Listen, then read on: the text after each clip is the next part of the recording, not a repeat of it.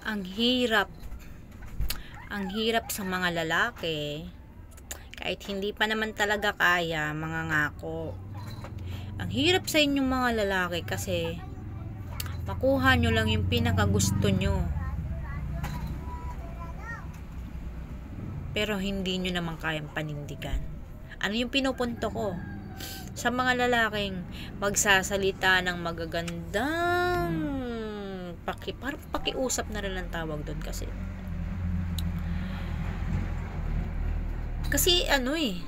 nakakainis yung mga lalaki na mangangako sa mga babae. Okay, mga lalaki na nangangako sa babae na lahat daw kayang gawin, siya na bahala, pero hindi naman pala kayang lahat gawin.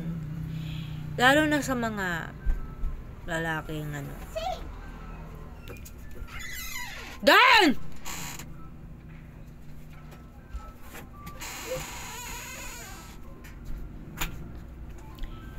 Nakakainis.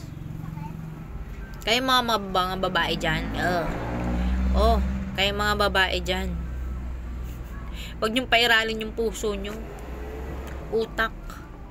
Kasi nasa stage pa lang kayo ng hindi pa nakukuha. So, huwag niyo nang hintayin na makuha kayo ng lalaki. Kasi pag hinayaan niyo makuha kayo ng lalaki na wala pa silang napapatunayan, kasi ang pinangahawakan nyo ay kaya niyang gawin ang lahat, nangako siya. Wag ganun, girl. Wag ganun. Kaya maniniwala sa lalaki na puro salita pa lang ang naririnig mo, yung wala pa napapatunayan. Kasi girl, ikaw yung kawawa. Kasi isipin mo tayong mga babae, tayo yung nagdadala. Once na makuha tayo ng lalaki, pag nakabuo tayo dahil sa pagmamahalang hindi natin sigurado, ano mangyayari? Di ba tayo magdadala? Makakapagtrabaho ka ba pag nabuntis ka? Di ba hindi? Hindi ka makakapagtrabaho pag nabuntis ka, girl. Kaya mag-isip-isip ka. Huwag kang maniniwala sa boyfriend mo na puro pangako lang. Kasi siyempre dyan naman nag-uumpisa yan hanggang sa maging asawa mo. Tapos, yung pangako niya, kung kailang may anak ka na, kailang may anak na kayo, tsaka mo mabibitawan sa boyfriend mo dati, na ngayon masasabi mo na may anak na kayo, di ba? May anak na kayo. Tapos di niya nabigay, labak ka, luto, tapos andyan yung wala kayong pambiling pagkain. Anong sasabihin mo sa boyfriend mo dati? Na asawa mo na ngayon. Nangako ka, sabi mo ganyan-ganyan, magiging maganda yung buhay ko sa'yo, ikaw ang bahala sa lahat. Tapos yung itsura mo. Tapos pag tumingin tayo sa salamin, nakakaawa, diba? Kaya girl, mga bata pa kayo, mag-isip-isip na kayo. Kung ayaw nyong maranasan yung buhay na tulad ng nararanasan ko. Na minsan gutom, minsan walang makain, alam mo yun, ako galing ako sa hirap. Sobrang hirap pag walang makain. Yung gigising ka, wala kang pagkain, pero saksakan ng trabaho, 'di ba? Ang daming trabaho. Ang daming trabaho sa bahay. Maglalaba ka nang wala kang kinain. Tapos ito pa, lalo na pag buntis ka, girl. Mahirap na wala kang kinain. Maraming mga kabataan ngayon na grabe yung pakiramdam nila.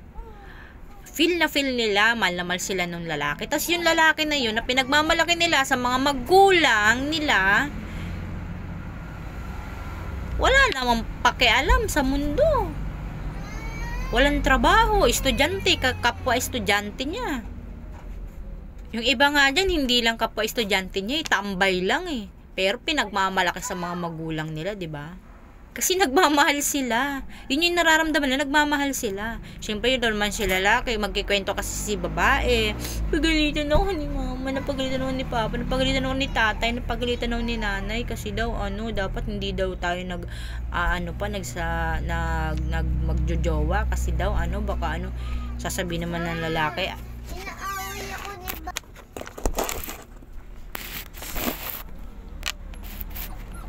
Tapos si lalaki naman, huwag mo silang pansinin. Hindi naman ganyan eh, di ba? Hanggang sa makarating na kayo sa oras na hindi naman kita bubuntisin. Mga salita ang lalaki, di ba? Hindi naman kita bubuntisin. Tapos anong nangyari? Siyempre nagtiwala ka sa boyfriend mo, tapos anong nangyari? Nabuntis ka. So anong nangyari? Diba? Babalik ka sa nanay tatay mo, babalik ka sa mama at papa mo, tapos ayan, sino ang bubuhay sa inyo? Wala mang nanay tatay mo. Kasi walang trabaho yung ano mo, ikaw wala kang trabaho. O paano ka magtatrabaho? Nabuntis ka. Diba? Lalo na yung boyfriend mo, wala naman trabaho. Diba? Ganun yun. Ako nga, nung bata pa ako, pag nagkakaroon ako ng boyfriend, nadi-disappoint agad ako kapag nababalitaan ko at nalalaman kong tamad. Ayoko na agad kasi iniisip ko, galing na ako sa hirap ng buhay. So, bakit may isip mo na nakitaan mo ng tamad yung boyfriend mo kahit mahal na mahal mo siya. Matu-turn off ka dapat kasi mas iisipin mo yung magiging buhay mo. What if magkaanak kayo, diba? Excuse me. Pero ako, hindi ako nag-isip na makapangasawa ng mayaman. Okay? Kasi ang inaano ko is yung katulad ng papa ko, kahit mahirap lang kami, sa sobrang sipag ni papa, hindi niya kami nagginugutom. So ayun lamang mga may part 1.